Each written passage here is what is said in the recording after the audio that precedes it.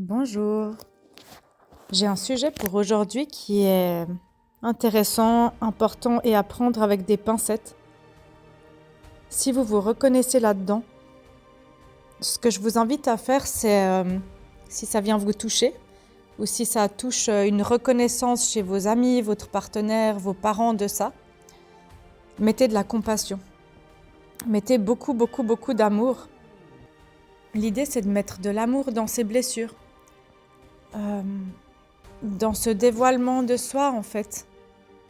Parce qu'en fait, ce que je vais vous raconter, c'est un trauma. Ça vient de schéma de l'enfance, ça vient de, pourquoi pas, un traumatisme important qu'on a vécu, important et qui nous a blessés profondément et qui se rejoue aujourd'hui dans la relation et qui peut en fait vous porter préjudice parce que c'est un schéma que vous continuez d'avoir, que vous ne vous rendez pas forcément toujours compte que vous avez.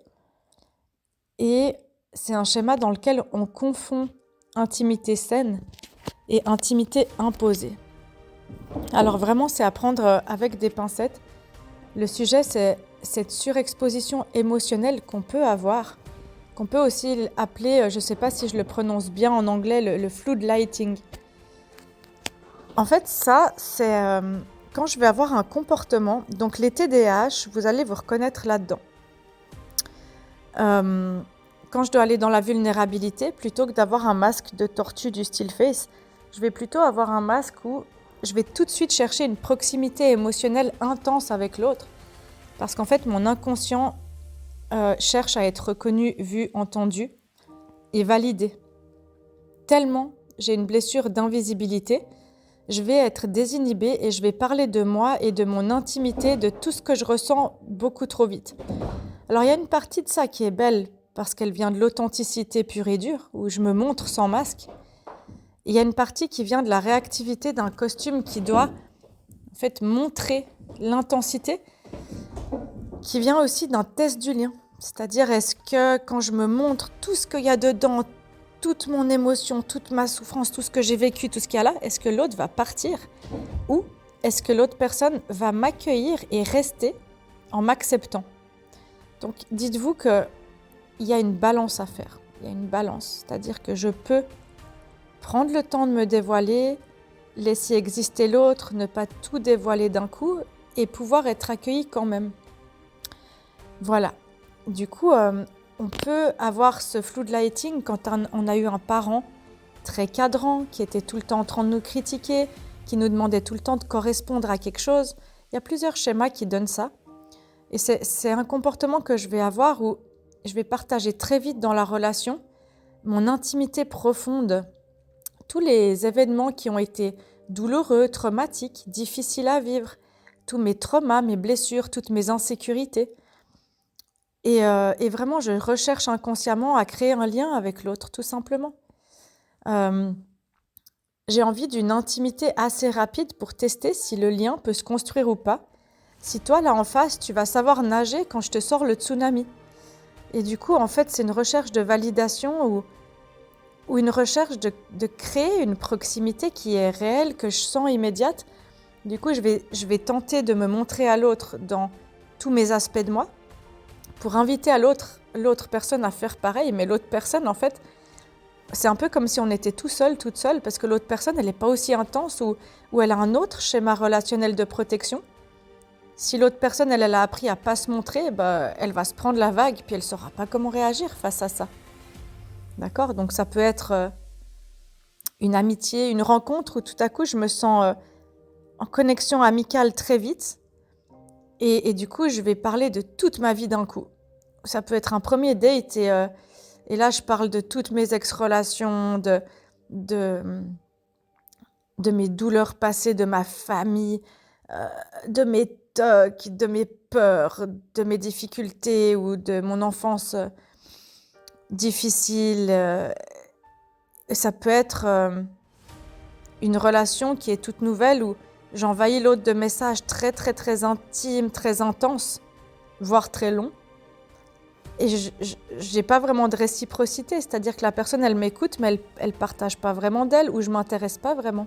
à elle, profondément. Je la laisse pas exister non plus dans ses ressentis. J'ai juste ce besoin irrépressible d'être entendue, vue, validée, de recevoir cette empathie.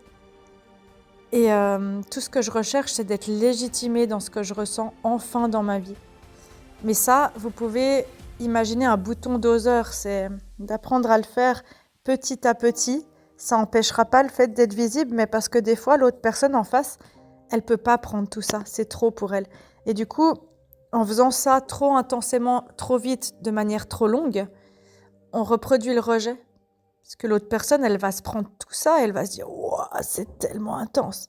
Et moi, je peux être très intense, donc je connais ce schéma-là. Moi, comme j'ai l'attachement désorganisé, je peux être une vraie tortue, choisir ce que je montre ou ne rien montrer, ou alors je peux être très intense et tester le lien, et balancer des tsunamis. Et du coup, c'est encore quelque chose que je fais parfois. Et il y a encore des personnes qui me disent aujourd'hui que je suis intense, et à chaque fois, ça touche à la honte. Je me dis, mais comment faire différemment ? Est-ce que je peux quand même être accueillie dans tout ce que je suis ? C'est un vrai combat. Donc cette surexposition, désinhibition parfois, ça entraîne des déséquilibres dans vos relations dès le départ. C'est comme si vous allez être celui ou celle qui va entretenir le lien émotionnel tout seul trop vite pour deux, celui ou celle qui va communiquer pour deux. Puis du coup, il y a une espèce de balance qui ne se fait pas entre l'intimité et l'écoute. Et c'est difficile de construire un lien qui est équilibré, qui est ajusté, qui est mutuel, qui est progressif, qui est sécurisant. Parce que l'autre personne, elle ne se sent pas forcément en sécurité. Et du coup, vous vous sentez pas en sécurité parce qu'en cherchant à être vu et légitimé trop vite, vous n'allez pas l'être forcément. Du coup, je vais répéter en fait ce schéma de rejet possiblement et ça va me faire très très très très mal. Du coup, en cherchant à minimiser ce chemin ou avoir un accès direct, un raccourci vers l'intimité, ça marche pas toujours. Sauf si on tombe sur une personne qui est vraiment prête à accueillir, à poser ses limites et que soi-même on est prêt à entendre les limites de l'autre. Ça, c'est en conscience, c'est-à-dire que vous pouvez avoir ce schéma-là, mais de le faire en conscience. Par exemple, moi, j'ai un ami avec qui des fois on échange et je lui dis, là je suis en mode un peu tempête et du coup on rit. Puis il me dit, oui, je sais, j'ai vu, mais en fait on prend la responsabilité de ça et ce dévoilement, il est OK. Parce que je sens qu'effectivement, je peux être accueillie dans ce lien. Et du coup, dès que je sens que j'ai de l'écoute, de la présence, ça me calme tout de suite, mais parce que c'est conscient aujourd'hui et c'est que c'est quelque chose que j'ai travaillé pendant longtemps. Du coup, on teste le lien en faisant ça. Parce que l'autre personne, elle va rester malgré tout ce que je montre de moi. Donc, c'est le schéma inverse des évitants. Les évitants, ils vont rien dévoiler ou très peu parce qu'ils ont trop peur que s'ils se montrent, ils sont rejetés. Et de l'autre côté, le costume inversé, donc c'est la même blessure dessous. Mais l'autre, le costume inversé, c'est je vais tout montrer trop vite, tout de suite et intensément pour tester. Quand je te montre tout, est-ce que tu restes ? Donc il y a un bouton doseur vraiment à ça.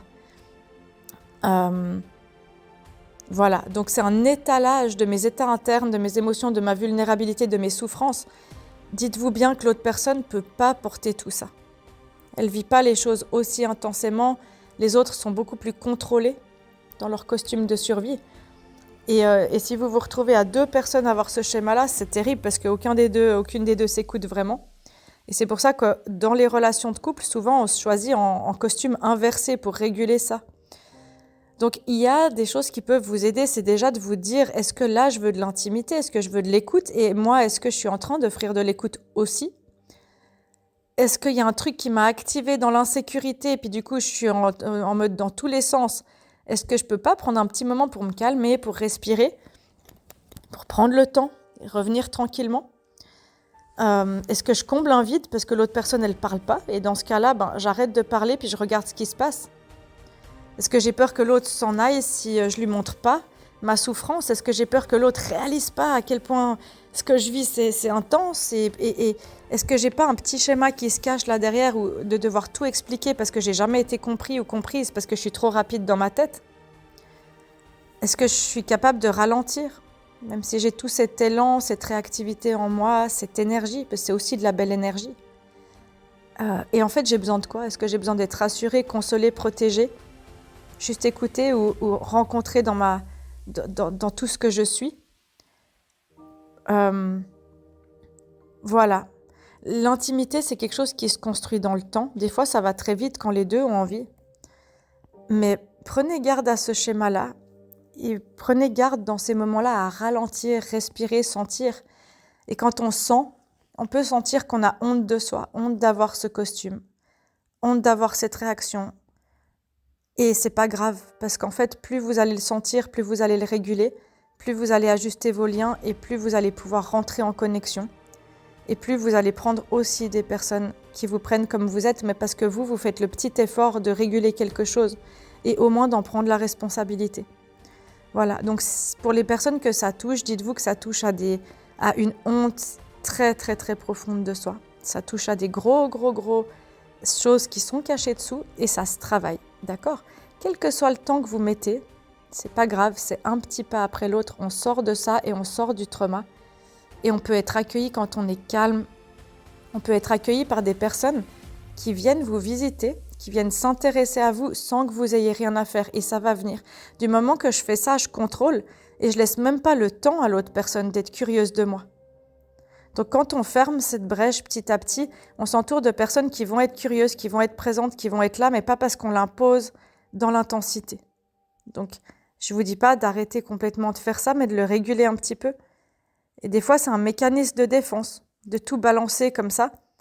Et c'est pas un souci. C'est une des formes de défense. On peut avoir ce schéma-là quand, par exemple, on a eu une famille, soit qui nous écoutait jamais, on se sentait invisible tout le temps, soit une famille dans laquelle un des parents vous oblige à tout le temps tout dévoiler, dire votre intimité, dire qu'est-ce que vous avez fait, avec qui. Et du coup, on a pris l'habitude de devoir s'expliquer, se raconter. Ça vient aussi des schémas où on s'est jamais senti compris ou comprise.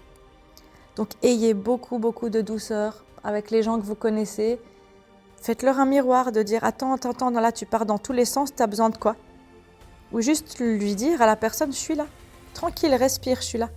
Et si ça vous arrive à vous, respirez, prenez le temps. Offrez-vous ce temps de grâce et ce temps d'amour à vous-même. Voilà pour aujourd'hui. Moi, je vous envoie beaucoup d'amour et je vous souhaite bonne chance et merci pour votre écoute et puis à tout bientôt.